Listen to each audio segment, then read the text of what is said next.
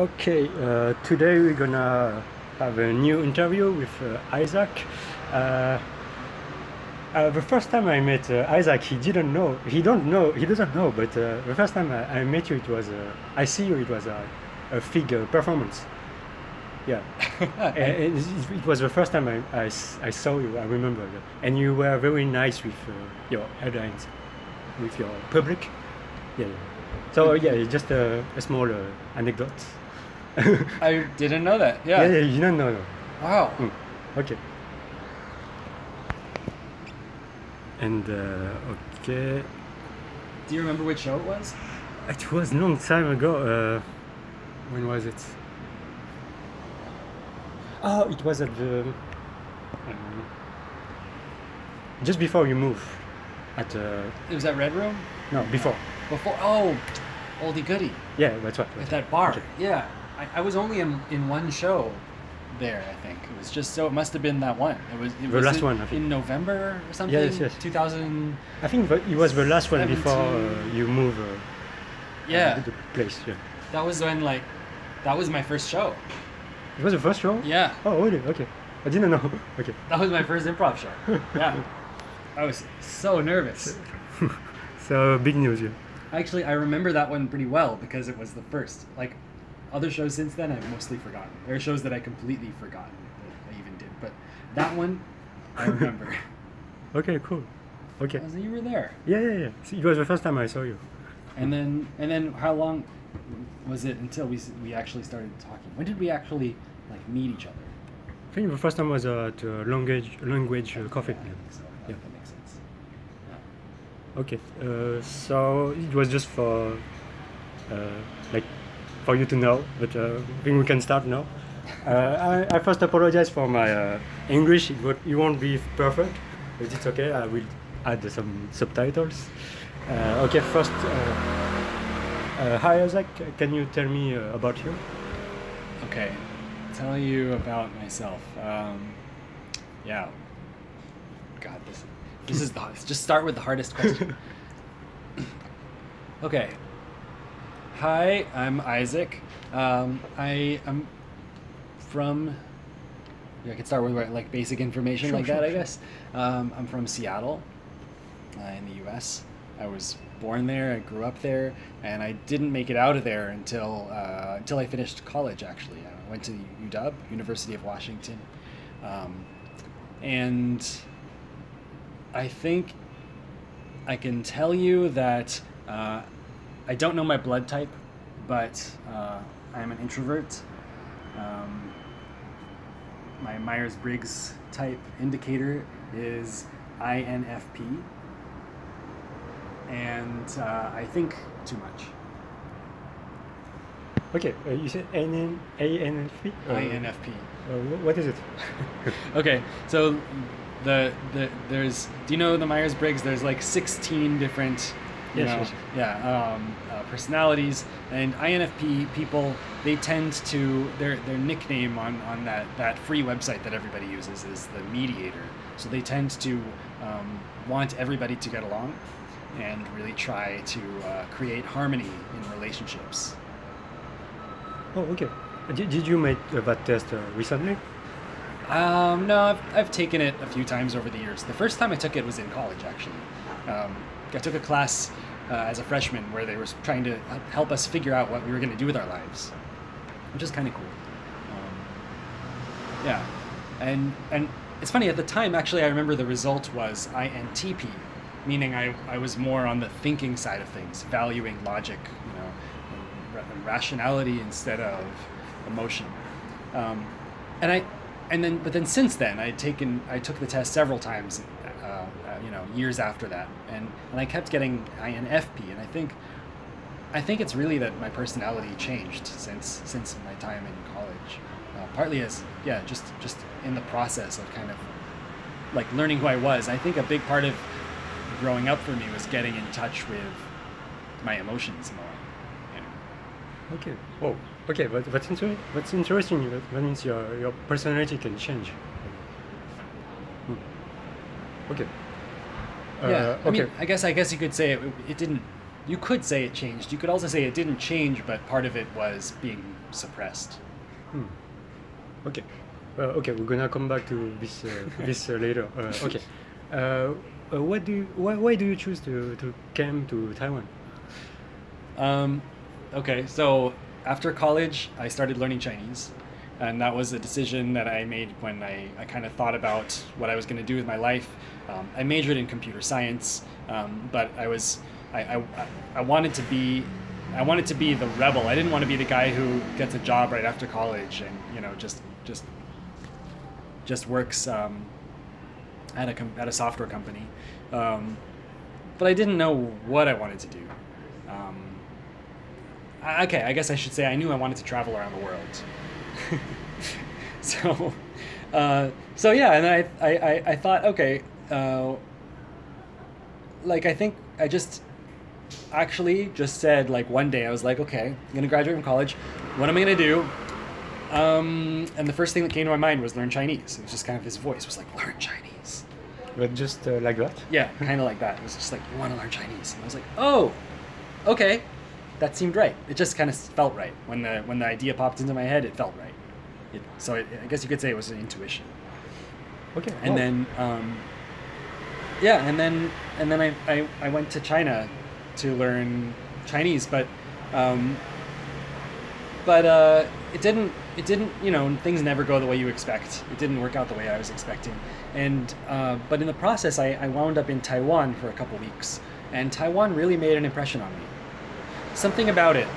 I just have this memory of my first, actually I went to Taiwan before China. It was kind of like my first entry into Asia was Taiwan. And I was staying at the apartment of a high school friend of mine, who has Taiwanese family. And they weren't there, but they were really nice. They let me use their apartment while I was in Taiwan for 2 weeks. So I just had an apartment to stay in. This was before Airbnb too.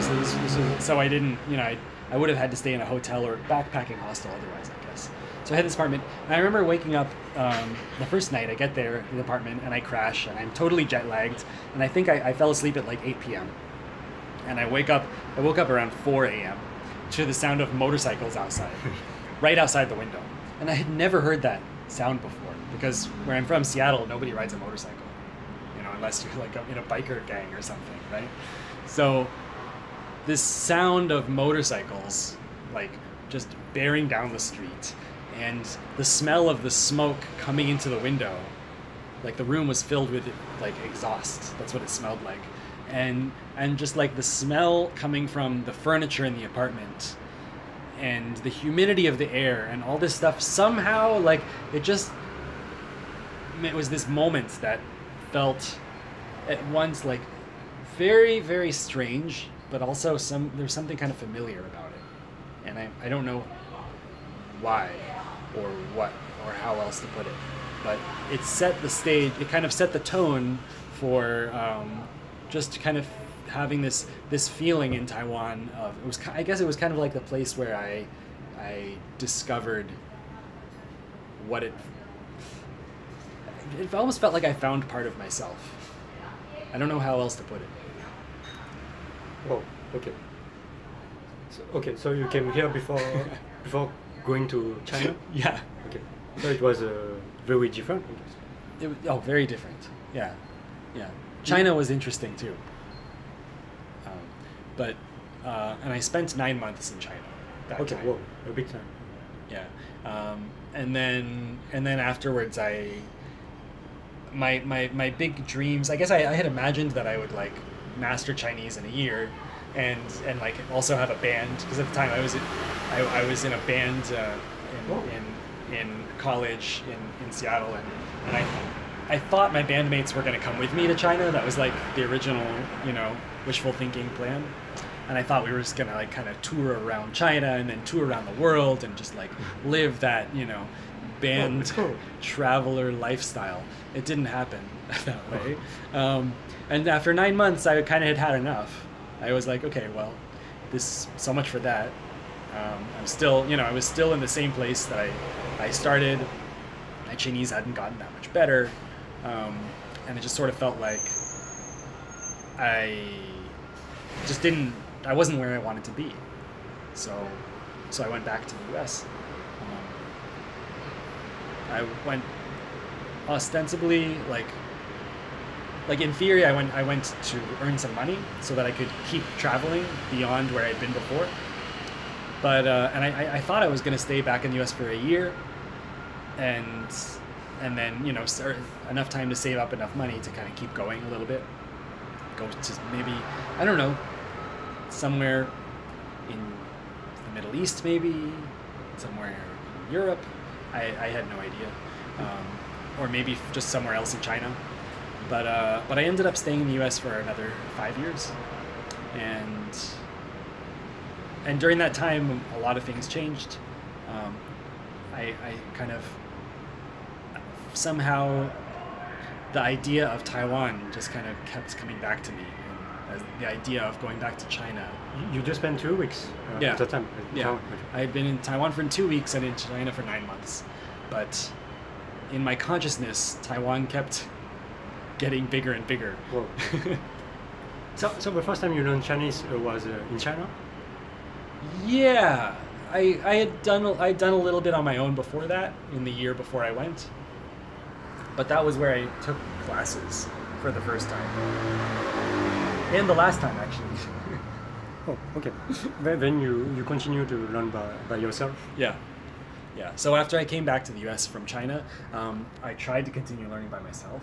I downloaded some podcasts and stuff, and then about a year into that, I kind of felt like I still wasn't getting any better, and I reached a kind of crisis actually in my Chinese learning, where it was like I'd been learning Chinese for a total of about 3 years. I still was like really, really shaky, not that good at it, and I just kind of felt like, well, maybe I don't have the talent for a language. Maybe this is a lot harder than I thought. Maybe I just can't actually learn Chinese. So I was kind of thinking about just giving up. And then what changed? A couple things. One, my younger brother, who was in college at the time, one day when we were talking on the phone, I think, and he said, "Guess what? I signed up for Chinese classes at my college." And I was like, "Oh, I'm so happy for you." And then I was thinking, shit, I cannot let him get better than me at Chinese. We kind of have a bit of a sibling rivalry, but it's good. I really have to thank him for giving me that motivation. So thanks. Okay, so it gives you motivation to still learn? Yeah. Okay. I thought, okay, no, there's no way. I've got to find a way to get better. So I kept trying. There's no way there's no way I could let him, surpass me in Chinese. I know it's kind of a petty motivation, but it worked. Yeah, sure. It's competition spirit. Yeah, the competitive spirit, whatever.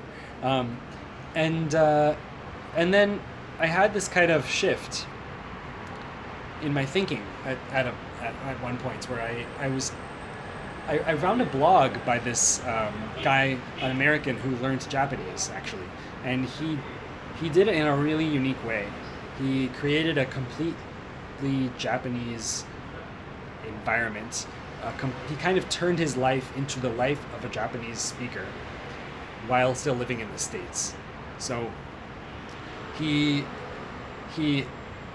actually what's the right word? I'm sorry, I'm searching for the word. He wouldn't let himself do anything in English. He didn't let himself read or watch TV or listen to music in English. He didn't even let himself hang out with English-speaking friends. He basically just made himself live in Japanese while studying Japanese too. And the name of the blog is All Japanese All the Time. Apt name. Yeah.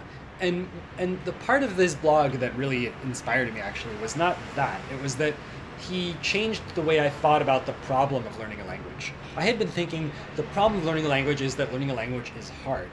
But no, actually that's not the thing that makes it hard. What makes it hard is that you lose motivation, is that it's boring. is that Sure. you get tired, you get Sure. burned out. And that's where I was. I was burned out. So instead of thinking of it as how do I learn Chinese better, I thought, how do I learn Chinese more easily? How do I make it fun so that it's not so that I don't have to expend so much effort to live in Chinese, to expose myself to Chinese. So I started to get more creative. I stopped, instead of just focusing on Chinese lessons, I started to like read Chinese comic books, manga, because manga was sort of something that I liked to do as a kid that I stopped doing around high school, I guess, because I thought it was like, something was like, even though I liked to do it, I thought I can't afford to waste time reading comic books. I have to be more serious about my life. Blah blah blah blah blah. But now I had the perfect excuse to read them because I was learning Chinese. Sure. So that, listening to podcasts and music and watching TV, and it was like getting out of the mindset of like, I'm watching this Chinese show on TV so I can learn Chinese. No, it was just, I'm watching this show in Chinese so that I can be entertained. And the fact that it's Chinese, that's, as long as it's Chinese, it's okay. It doesn't matter, right? And if I'm not entertained, I can switch to a different show. As long as it's in Chinese, it's fine. But that's very interesting. You change your mindset about how to learn. Like you see it like how to learn like in a fun way. Right. So that's very interesting. Yeah. Thanks. That's very Yeah. different from the school who tell you have to learn this way. But actually there's a lot of way of learning. Mm-hmm. Exactly. Yeah. And I think it also kind of gave me, as I started to feel capable of speaking a little bit more, it gave me a way of escaping from my life at the time, which had been in English, which had been kind of a little bit. I wasn't so thrilled about where I was, in my life at the time, because I had failed at this attempt to live in China and learn Chinese, and now I was back in the U.S. I was working, but I didn't love my job. Can I ask you how old were you at the time? Yeah, so I guess I came back. When I came back, I was 22. So during this phase of my life, I guess, living in the U.S., working and learning Chinese was about from 22 to 27. Okay, so during that time you got like a little job, like a part-time job? No, I had a full-time job. Okay. I was doing software engineering. So you learn Chinese during your free time? Yeah. Okay. So my commute was mostly, I would, on the bus to work, I had about an hour-long bus ride to work and back. So I would always, read in Chinese or listen to Chinese or whatever. Yeah. That was like you my were study very time. motivated about this? Yeah, I was motivated. It was but fun. Part of what motivated me was that it was way more fun than my job. It was a way to escape, right? Okay. Okay, so you did that during how long? Like 5 years? Yeah, about 5 years. Okay. What makes you come back to Taiwan? Yeah. Yeah. What makes you? What did you? What made you leave from your job and? I was always gonna leave. It was never. I never imagined I would stay in the U.S. and work for the rest of my life. And at the time, and like I said, I thought it was maybe going to be a year. It turned out to be 5 years, for a few different reasons, but it was just a matter of when. And at one point, I waited until I got a promotion at work because I wanted to feel like I was leaving on a good foot, like leaving ending on a high note. And so I got a promotion, and then I, a few weeks later, I went to my boss and said, I'm leaving soon. Going to Taiwan. Okay, so did you plan your travel to Taiwan? No. It was just I just bought a plane. I just bought a one-way ticket. Okay, whoa. Yeah. It was spontaneous?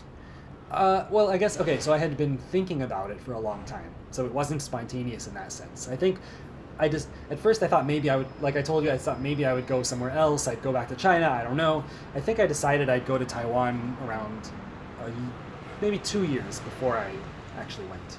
So I'd been thinking about it for a long time. Sure.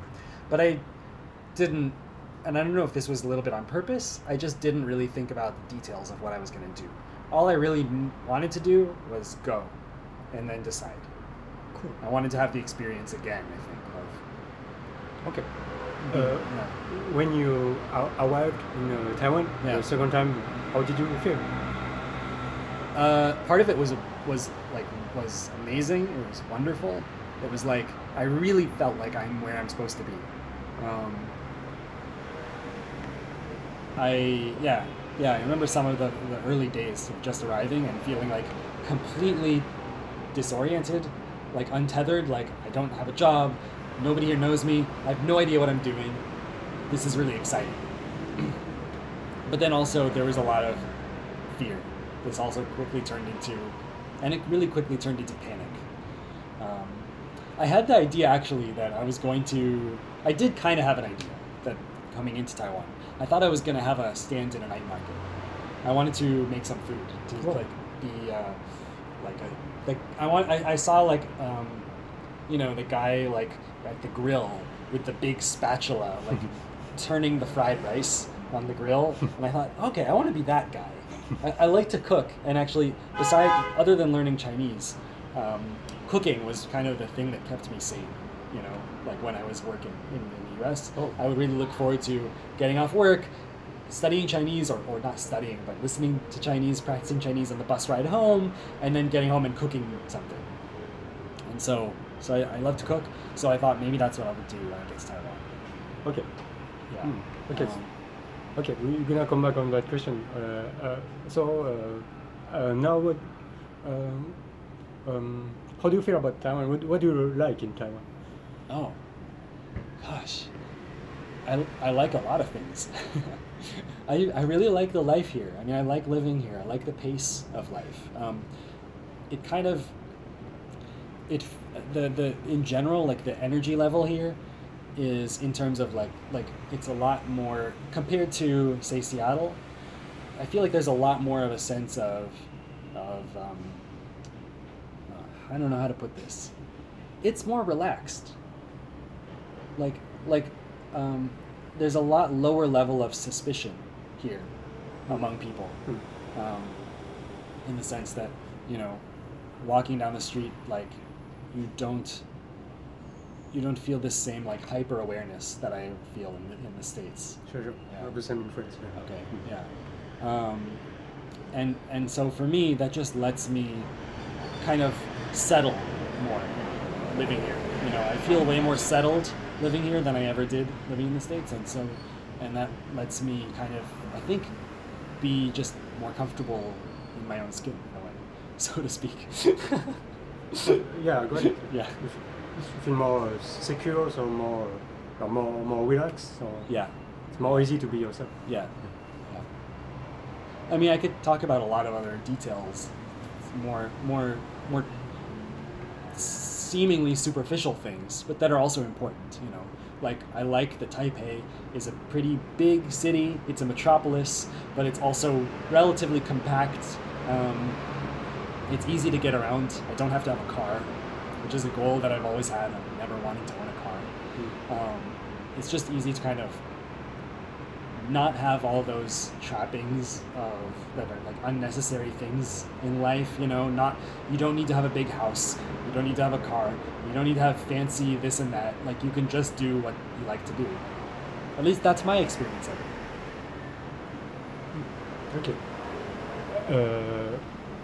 What else do you like? Can you tell me like maybe two other things? Okay, yeah. Well, so one big thing obviously is speaking Chinese. I really like speaking Chinese. It reminds me that I have succeeded in learning Chinese. I guess that's part of it. But I also like the way that I like the way that Chinese communicates. It's different from the way English communicates. When I speak English, especially before I moved to Taiwan, and when I was still kind of a monolingual person, I really felt like communication was this kind of tentative thing. I don't know if you feel this way speaking French at all, but it's kind of like the communication patterns I learned growing up, very much. It just it never seemed quite right. There's something about And so learning to communicate in a different way, using different expressions, different speech patterns, was a breath of fresh air, you know. And so for me, still, speaking Chinese feels like I get to tap into a different side of myself than I do speaking English.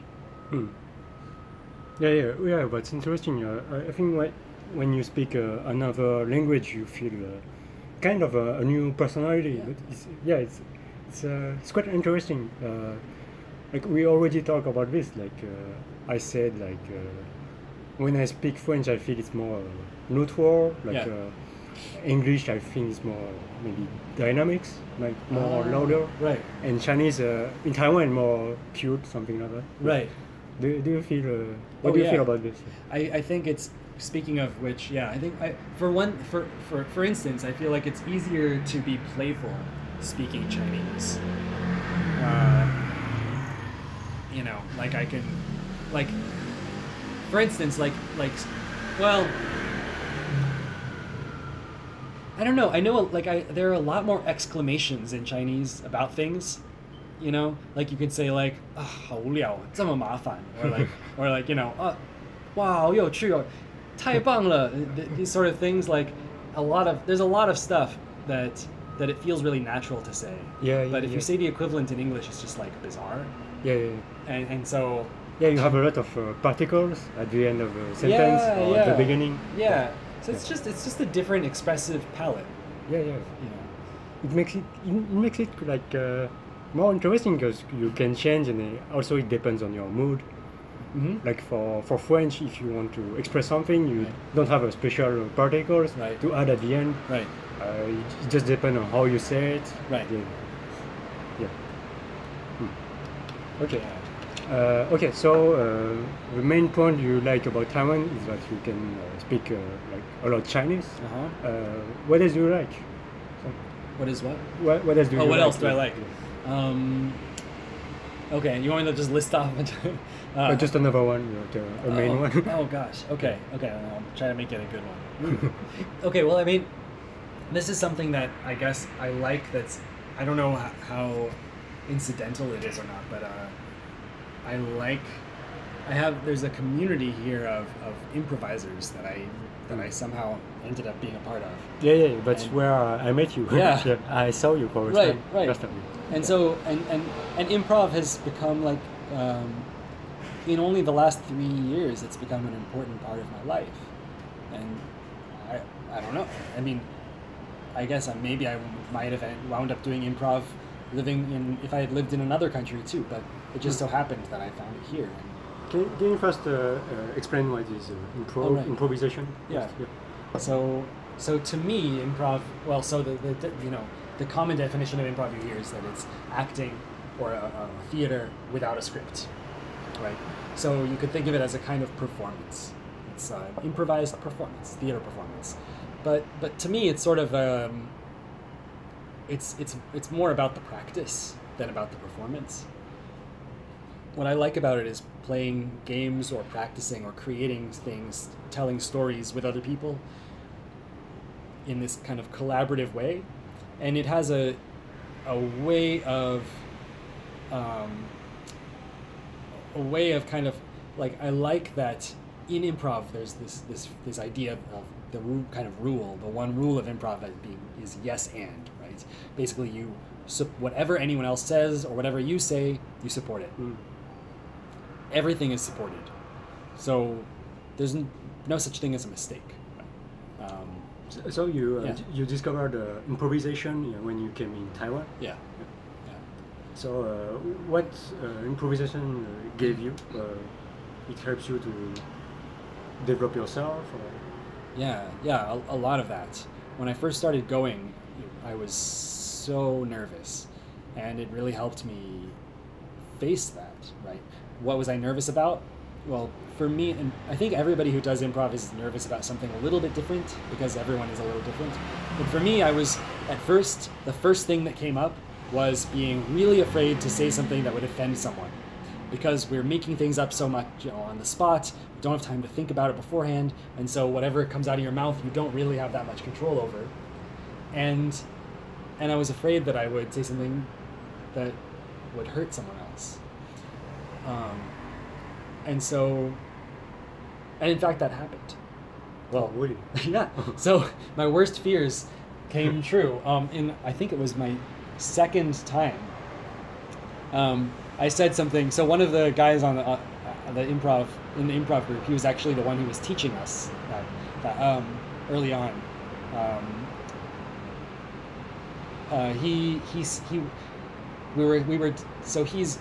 We were describing people, and we had to come up with a description for somebody, and